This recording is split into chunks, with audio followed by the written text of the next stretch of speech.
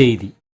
வணக்கம். விவி செய்திகளுக்காக ஊர் செய்திகள் வாசிப்பது ஸ்வர்ணா.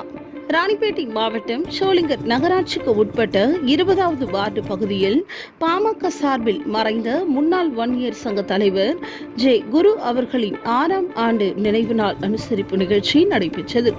இந்த நிகழ்ச்சிக்கு நகர தலைவர் பார்த்திபன் தலைமை தாங்கினார்.